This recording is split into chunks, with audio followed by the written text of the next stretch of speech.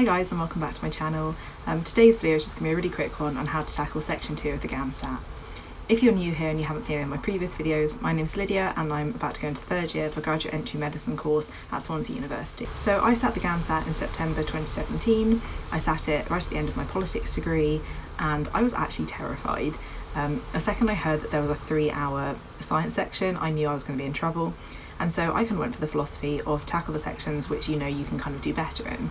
For me, this was definitely going to be the essay section because my whole degree was about writing essays and all my A-level subjects were essay subjects apart from maths. So that's what I definitely focused on. I had to think of a way of trying to make it work for me, and so I came up with this little idea, which is basically what I call the note card trick. So for the note card trick, all you need is literally a note card and a pen. You don't actually have to have like official note cards. If you want to just do it with pieces of paper, scrap piece of paper, go for it, anything you like, but just keep it sort of nice and small because you don't want to have too much stuff down. You know, you don't want big A4 sheets of paper or anything. So in the Gamsat in section 2, I got 76, and I think this was helped largely by 3 things. 1, I have a humanities degree. 2, I've been a lifelong big reader, and 3, this particular tip. Obviously I can't change whether you guys have a humanities degree or not, and whilst you can improve your reading now, it's possibly too late to really get into reading. So instead I think I'll share with you this tip which hopefully will help you to really improve your essay writing. So there are 3 steps to this advice. Step number 1 is come up with your list of topics. The way that I kind of went about this was by having a Google of what previous topics have been. Online people have curated long lists of different topics that might come up and different topics that have come up. I will attach a list down in the description, but there are loads of things that you can find with just a quick Google of Gamsat section 2 topics. Quite similar topics tend to come up year on year. Looking through past papers and looking through the papers that various companies have come up with also gives you an idea to what topics they think will come up, and they're usually quite accurate. Step 2 is to gather useful resources that might help you to come up with these flashcard topics. So I recommend newspapers a lot. I recommend the AC Grayling book series, which are things like A Theory of Everything. They're really useful. They have good little essays on various topics and also give you an idea of what your Gamsat essay should ultimately look like. Any reading is good reading, and I'd recommend reading as wide and as far as you can.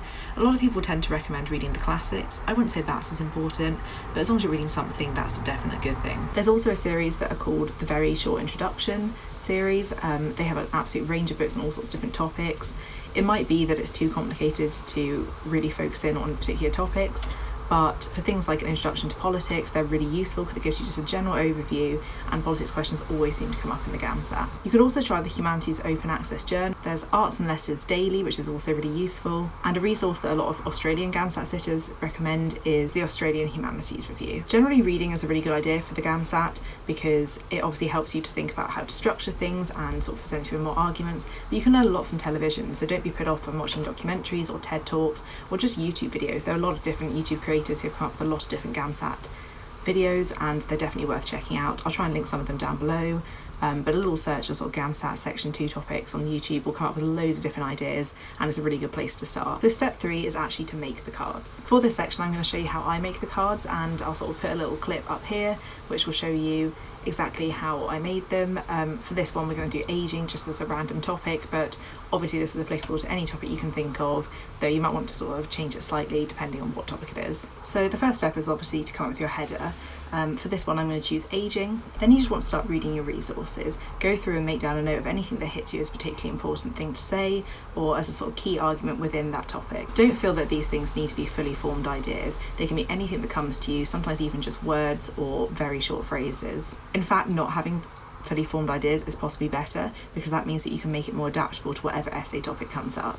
The problem that you might have if you make it too specific is that you pigeonhole yourself and then you start answering a question which is not the one they're really answering. Try and look at the topic from both perspectives. For example, with ageing, you might want to look at the goods and the bads of it.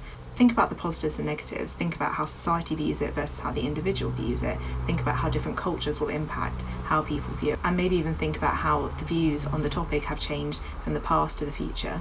So, for example, for ageing, you could think about the positives being wisdom or respect that's gained from being older. The negatives, for example, might be a loss of memory or a loss of the ability to do things that you previously used to enjoy doing. The societal view might be that people hold them in high esteem because of their roles that they've previously held within society, or maybe that people think of them as a financial burden. It might be that people look at them as part of the ageing society that we're always talked about, and as just the bed blockers for the NHS. On the positive side within this society, it might be that they are thought of as having wisdom to bring to the younger generations, and as providing valuable insight into society's past that will help us shape society's future. On the personal level, you may have a fear of death and dying that's associated with ageing, or you may be looking forward to the changes in your responsibilities and the fact that you can retire that comes with ageing. In the past, the wisdom of your elders was often really respected, and also people didn't live as long, so being elderly was considered something quite exceptional, whereas now being elderly is something that's seen as quite normal, really. Finally, when you're looking at ageing from a cultural perspective, some cultures take their elders in and look after them until they die. Other cultures, it's much more normal to put your parents into a nursing home when they get elderly, or just to look for someone else to look after them. In some cultures, the oldest person in the family is automatically the figurehead, whereas in other cultures it really isn't. So it's definitely worth considering the different cultural impacts, and if you have some particular cultural background, it's brilliant to bring that into your essay because it makes it more personal and more interesting. Alongside of this is definitely just writing down any quotes from famous people around the topic. If you come across them in your resources, great, because they'll probably link into a point. If you don't, then just Googling aging quotes. You'll find that there are loads of different quotes that might be useful, and they help to just shape and personalise your essay. Try and keep these quotes short and snappy, because if you make them too long and complicated, the chances are you won't remember them in the exam, or you'll misattribute them. If you can at the end, try and link some of the points in the quotes together, because otherwise if they're too standalone, then you're never going to be able to work out how to work them into an essay and make things come together. You don't want to make your essays too choppy and too stop and starting, which is also why I recommend not using too many resources. The final part to all of this is just practicing the essays. I didn't do enough of this, and I probably should have done more of this, but particularly if you're not particularly confident with writing essays, then I would say try and practice it as much as you physically can, and just get used to having different topics thrown at you, and don't just practice the topics which you like. If I was practicing, would probably just stick to the politics questions, because I did a politics degree, and so of course I feel kind of comfortable with them, but anything on a sort of more scientific or theoretical topic I would probably avoid, because I don't know that much about it, and it's really important that you don't just play into your weaknesses. Try and address them, try and combat them at an early stage. To work out what to write about, you can either just flick through your flashcards and pick one and write a topic on it, or there's lots of quote generators, and there's lots of specific Gamsat quote generators, and so I'll link a couple of those in the description so that you can just have a go, and this is a really great way to try and amalgamate the knowledge you have and bring it all together, and also test yourself and make sure you're not being too specific. So I just kept a very small folder together of all these cards.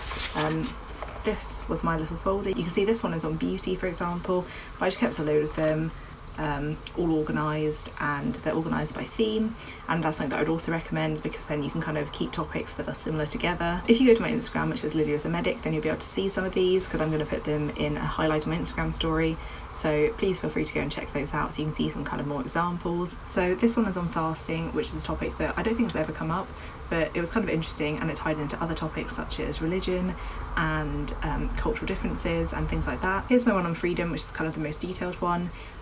This one's quite detailed because freedom does tend to come up, and also again it links to a lot of topics such as political, personal, religious, social. So yeah, I have two sides to this one, the front side, and that's the back of it as well. So that just gives you an idea hopefully of what I kind of created.